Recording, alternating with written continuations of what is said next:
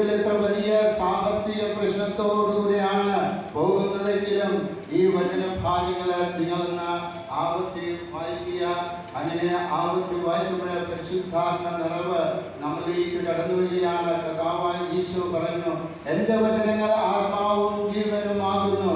അങ്ങനെയാണെങ്കിൽ തിരുവചനം നമ്മൾ വായിക്കുമ്പോൾ പരിശുദ്ധാത്മാവിന്റെ നിറവ് നമ്മളിലേക്ക് കടന്നു വരികയും നമ്മുടെ ജീവൻ ലഭിക്കുകയും ചെയ്യും, നമ്മുടെ ഉണർവ് ലഭിക്കുകയും ചെയ്യും. പ്രിയമുള്ളവരെ, മൂന്നാമത്തെ തിരുവചനം നിങ്ങളെന്ന് ശ്രവിക്കുക. ഫിലിപ്പിയർക്കാർക്ക് എഴുതിക്കേണ്ട വിശുദ്ധ പൗലോസ് അപ്പോസ്തലൻ 4-ാമത്തെ അധ്യായത്തിലെ 19-ാമത്തെ തിരുവചനത്തിൽ പറയുന്നു, എൻ്റെ ദൈവം തൻ്റെ മഹത്വത്തിന്റെ സമ്പന്നതയിൽ നിന്ന് യേശുക്രിസ്തു വഴി നിങ്ങൾക്ക് ആവശ്യമുള്ളതെല്ലാം നൽകും.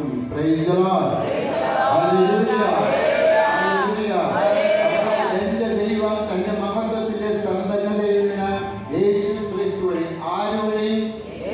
യേശുക്രിസ്തു വഴി. നമ്മുടെ രക്ഷകനാണ്, നമ്മുടെ നാഥനാണ്. ഈ യേശുക്രിസ്തു വഴി നമുക്ക് ആവശ്യമുള്ളതെല്ലാം നൽകും എന്നാണ് വിശുദ്ധ പൗലോസ് അപ്പോസ്തലൻ പറയുന്നത്.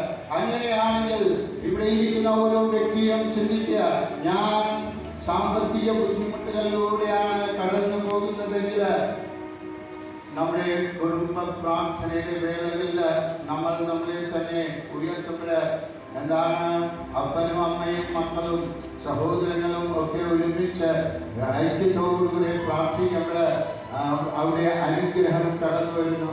എന്നാൽ ഒരു മകൻ അവിടെയും ഇവിടെയും കറങ്ങുകയാണെങ്കിൽ അവിടെ മുഴുവൻ കുടുംബവുമില്ല. നമ്മൾ ആഗ്രഹിക്കുന്നത് നമ്മുടെ മുഴുവൻ കുടുംബവും ഒരുമിച്ച് ചേർന്ന് പ്രാർത്ഥിക്കുക എന്നുള്ളതാണ്. പരിശുദ്ധ കുർബാനയ്ക്ക് എല്ലാ ദിവസവും പോകണം എന്നുള്ളതാണ്.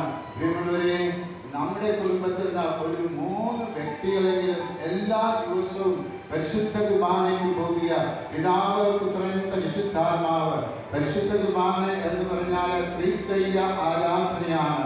ഈ ത്രിത്വൈക ആരാധനയിൽ 3 പിതാവ്, പുത്രൻ, പരിശുദ്ധാത്മാവ്, ഈ 3 വ്യക്തികളെ നമ്മൾ നമ്മുടെ ജീവിതത്തിൽ സ്വന്തമാക്കിക്കൊണ്ട് നമ്മുടെ വീട്ടിൽ നിന്ന് 3 വ്യക്തികളെ പരിശുദ്ധ കുർബാനയ്ക്ക് പോകട്ടെ.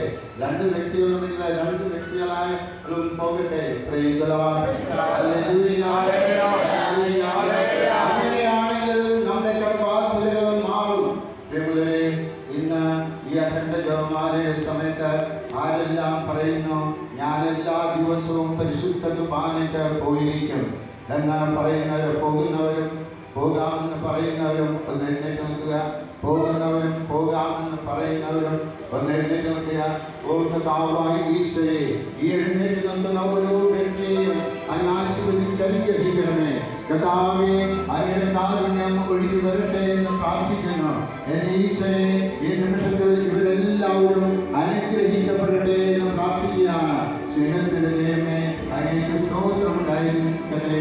ഞാൻ എപ്പോഴും ഒരു ഉദാഹരണം പറയുന്നത് മണിപ്പൂരിലെ കൈപ്പൂ എന്ന് പറയുന്ന ഒരു വ്യക്തിയാണ്. ആ വ്യക്തിയുടെ ജീവിതത്തിലെ എല്ലാ ദിവസവും പരിശുദ്ധ കുർബാനയ്ക്ക് പോകും. 12 കിലോമീറ്റർ നടന്ന് മലയും താഴ്വരയും ഒക്കെ കയറി ഇറങ്ങി അദ്ദേഹം ഞങ്ങളുടെ പള്ളിയിലേക്ക് വരും. 6 മണിക്ക് വരും. അങ്ങനെ എല്ലാ ദിവസവും പരിശുദ്ധ കുർബാനയ്ക്ക് പോകും. അങ്ങനെയാണെങ്കിൽ ഇവിടെ ഇരിക്കുന്ന വ്യക്തികളൊക്കെ ചിന്തിച്ചു നോക്കുക, എനിക്ക് 1 കിലോമീറ്റർ നടക്കേണ്ടതായിട്ടില്ല, നടന്ന് ഞാൻ പോകും. എനിക്ക് അതിനുള്ള വഴി കർത്താവ് കാണിച്ചു തരും. എൻ്റെ മകന് ഒരു മോട്ടോർ ബൈക്ക് കൊടുക്കും. ആ മകൻ്റെ മോട്ടോർ ബൈക്കിൽ ഞാൻ കയറി എല്ലാ ദിവസവും പരിശുദ്ധ കുർബാനയ്ക്ക് പോകും.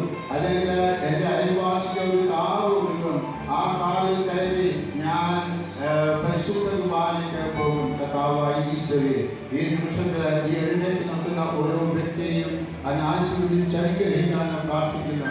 ഇവർക്ക് എല്ലാവർക്കും എല്ലാ ദിവസവും പരിശുദ്ധ കുർബാനയ്ക്ക് പോകുവാനായിട്ട് ലഭിക്കട്ടെ എന്ന് പ്രാർത്ഥിക്കുന്നു. അതിനുള്ള അനുഗ്രഹം ഇവരുടെ ജീവിതത്തിൽ വന്നു ചേരട്ടെ എന്ന് പ്രാർത്ഥിക്കുന്നത്. കാര്യങ്ങൾ ഉയർത്തി